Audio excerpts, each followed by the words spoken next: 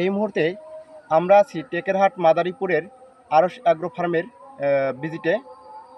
আমরা এখন কথা বলবো এই ফার্মের যে মালিক, owner of Arosh agro farm, জনাব মোহাম্মদ ইনামুল খানের সঙ্গে। জনাব, কেমন আছেন? আলহামদুলিল্লাহ আছি ভালো। জনাব, আপনার এই বাগানে আপনি কি কি ফলের চাষ করতেছেন? এখানে বিভিন্ন ভ্যারাইটির আম আছে, আপেল কুল আছে, তারপরে পেয়ারা অল্প ছিল, ওটা এখনো বাদ দিয়ে দিছি। আর মালটা আছে, বাড়ি মালটা টু।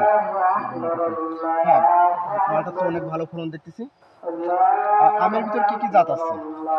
আমের ভিতরে বিদেশি ভ্যারাইটির কিছু থাই ভ্যারাইটি আছে, যেরকম কিউজাই, ব্যানানা ম্যাঙ্গো, জাপানি মিয়াজাকি, যা বাংলাদেশের সূর্যের ডিম নামে পরিচিত। এই ধরনের উন্নত জাতের কিছু আম করতেছি গ্রাফটিংয়ের মাধ্যমে এবং টপ ওয়ার্কিংয়ের মাধ্যমে, মাল্টি গ্রাফটিংয়ের মাধ্যমে কিছু জাত পরিবর্তনের মাধ্যমে এই জাতগুলো বাড়াইতেছি।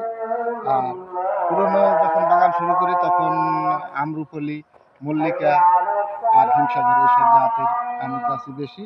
আস্তে আস্তে আধুনিক কিছু জাত এগুলা বৃদ্ধি করতেছি আর কি বাগানে।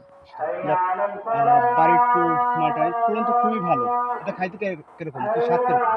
হ্যাঁ, আসলে বাড়ি টু মালটা এটা বাড়ি কর্তৃক উদ্ভাবিত একটা জাত। এটা খাইতে মিষ্টির পরিমাণ ভালো, তবে বাংলাদেশের প্রেক্ষাপটে এটার ফ্লেভারটা ওরকম ইনার কালারের কারণে, যেহেতু এটা অন্যান্য বিদেশি যে জাতগুলা যে অন্যান্য যে মালটার যে অরেঞ্জ যে কালারটা, সেটা এটা আসে না। এই কারণে মার্কেট ভ্যালু এবং ওই ইসের কারণে পিছিয়ে চাহিদা থাকে, একটু কম। চাহিদা কম, ওইসবের সাথে বাজারে পাল্লা দেওয়া পারে না।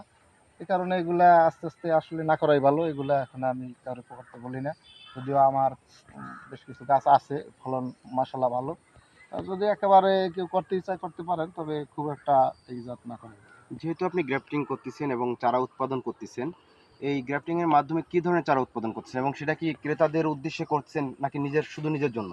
না, গ্রাফটিং এর এটা উদ্দেশ্য বাণিজ্যিক, প্লাস আমার নিজের ইসের জন্য করতেছি, যে আমি নিজে বাগানের এই বললাম যে আধুনিক যে জাতগুলা বাগানে কিভাবে বৃদ্ধি করব, আস্তে আস্তে বাড়াবো। আর ইসে মেইন উদ্দেশ্য হলো আমি ছোট আকারের প্রথম নার্সারি করতেছি। মূলত ছাদ বাগানি যারা, ছাদ বাগানে কিভাবে শৌখিন বিভিন্ন জাতের বা একই গাছে পাওয়া যায় মাল্টি গ্রাফটিংয়ের মাধ্যমে বিভিন্ন জাতের শৌখিন, যার অল্প জায়গা কিন্তু ৩টা ৪টা ভ্যারাইটির আম খাওয়ার চাহিদা আছে, কিন্তু জায়গার কারণে পারে না।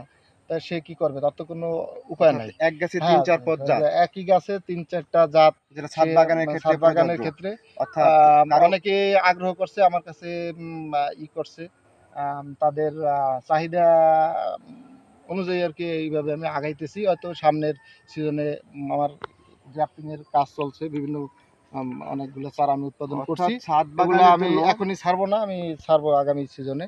যারা আগ্রহী তারা তখন যোগাযোগ করলে পাবেন। ছাদ বাগানের জন্য কারো আমের চারার প্রয়োজন হইলে আপনার সঙ্গে যোগাযোগ করবে, এই তো? হ্যাঁ, অনেকে বলছে, আর যদি কারো আগ্রহ থাকে যোগাযোগ করতে পারেন, নিতে পারেন। বা আগাম দিয়ে রাখতে পারেন, চাহিদা অনুযায়ী কার কি চাহিদা করে দেওয়া যাবে, সমস্যা নেই। ধন্যবাদ জনাব এনামুল খান। ধন্যবাদ।